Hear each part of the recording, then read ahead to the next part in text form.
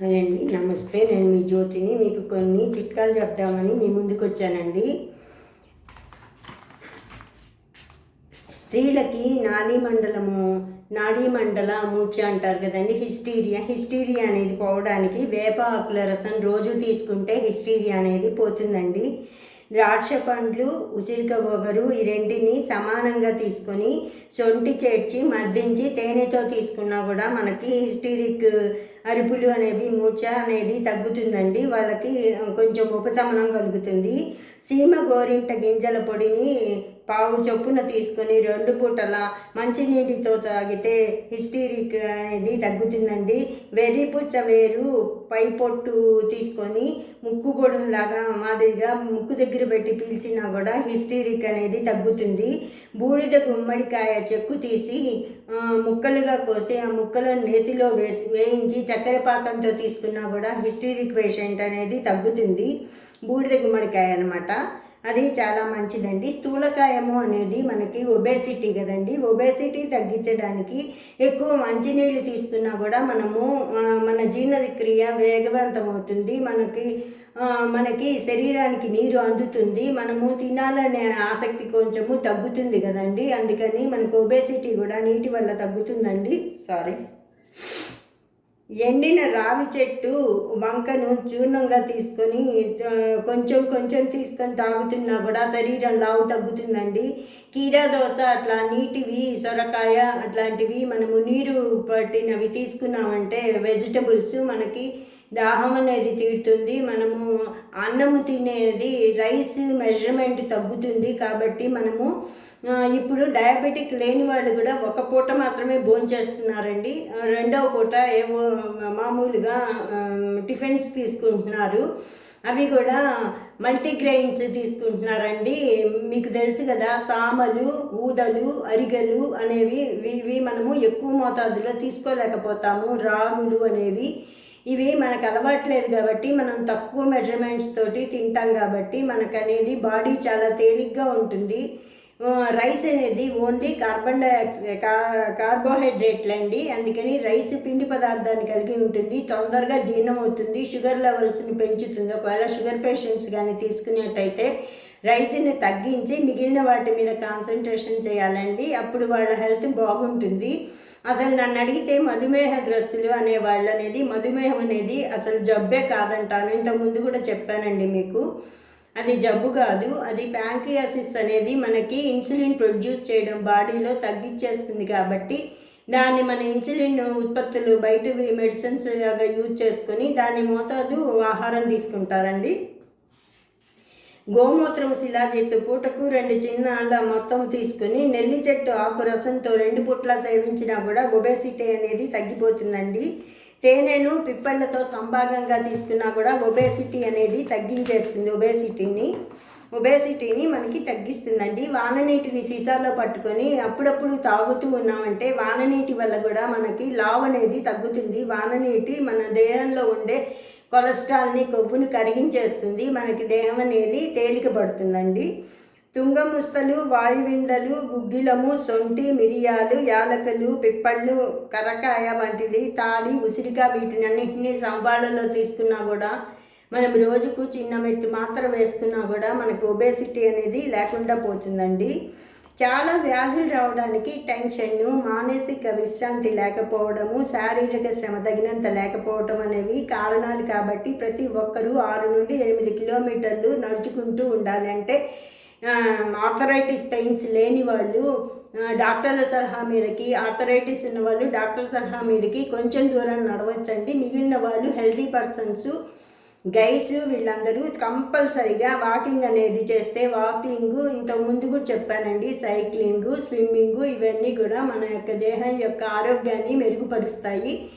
మన health conditions బాగుంటాయి, మన బ్లడ్ ప్రెషర్ని పెంచకుండా ఉంటాయి, మనకి ఎంతో ఆరోగ్యదాయకం అండి. మనం తినకూడనివి కూడా మామూలుగా ఓల్డేజ్ వాళ్ళు కొన్ని వదులుకోవాల్సి వస్తుందండి. వాళ్ళ అభిరుచులను మార్చుకుంటే మన దేహాన్ని మనము శ్రమ పెట్టకుండా ఆరోగ్యకరంగా ఉంటాము, మనశ్శాంతిగా ఉంటాము. మనం ఆరోగ్యం బాగుంటేనే కానీ మనశ్శాంతిగా ఉండగలుగుతాం కదండి.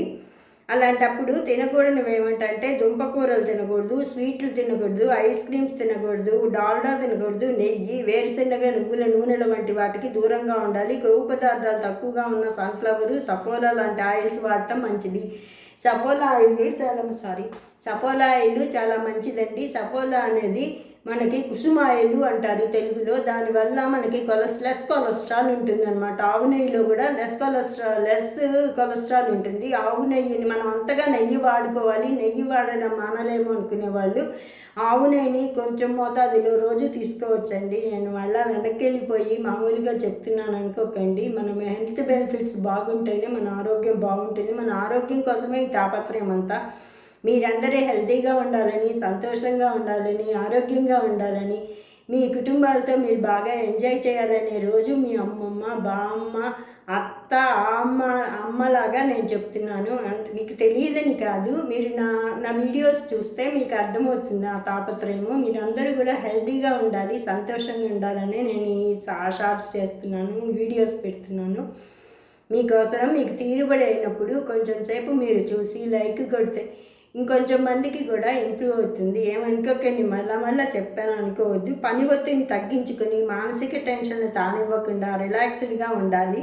కనీసం 2 గంటలు తక్కువ కాకుండా ప్రశాంతంగా నిద్రపోవాలి. రోజుకు అసలు మామూలుగా 7 గంటలు ప్రశాంతంగా నిద్రపోవడానికి మనము ఆస్కారం ఆలోచించుకొని మన రోజు ఉండే డైలీ వర్క్ని ప్లాన్ చేసుకోవాలండి. మళ్ళీ మనము 2 గంటల తర్వాత కాఫీలు, టీలు కొంచెం తగ్గించాలండి. సిగరెట్స్, హార్డ్ డ్రింక్స్ నిషేధించాలి. టైంకి మితంగా ఆహారం తీసుకోవాలి. ఇవన్నీ హెల్తీ కాన్షియస్ ఉన్న వాళ్ళకి హెల్త్ బాగుండడానికి హెల్త్ బెనిఫిట్స్ మన సచ్చిదానంద గణపతి స్వామి కానీ, ప్రసాదరాయ్ గణపతి గారు కానీ, సిద్ధేశ్వరానంద గారు ఇప్పుడు రిటైర్ అయిపోయి రమ్య అనే ఆవిడ వచ్చారు. వాళ్ళైనా ఎవరైనా మీకు చెప్పేది ఏంటంటే మనశ్శాంతిగా ఉండండి, ప్రశాంతంగా ఉండండి, గొడవలు వద్దు, పక్క వాళ్ళ జోలికి పోవద్దు.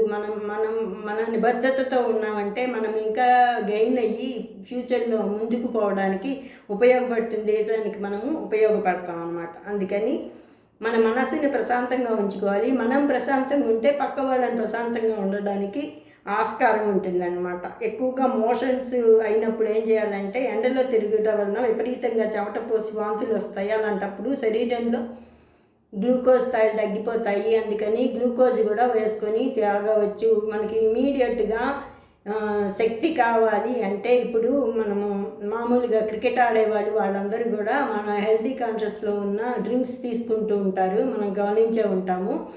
అందుకని మనలోని అసలు ఇంకోటి డి విటమిన్ అనేది డెఫిషియన్సీ రాకుండా చూసుకోవాలండి. అప్పుడప్పుడు మనము బ్లడ్ని టెస్ట్కి ఇచ్చుకుంటూ ఉండాలి. ఈ కనీసం ఇయర్లీ 2 times అయినా, అంటే మనలో ఏ విటమిన్ డెఫిషియన్సీ ఉంది అనే దాన్ని మనం నిర్ధారణ చేసుకుంటే దాన్ని మనము సర్దుకుని ఆ డెఫిషియన్సీ రాకుండా ఉండడానికి సహాయపడుతుంది. అందుకని మీకు నేను జనరల్ టాపిక్ చెప్పానని అనుకోకండి, మీకు అన్నీ తెలిసి సమయాల్లో లేత కొబ్బరి నీళ్ళు తాగడం మంచిది. కొబ్బరి నీళ్ళు తాగాలి.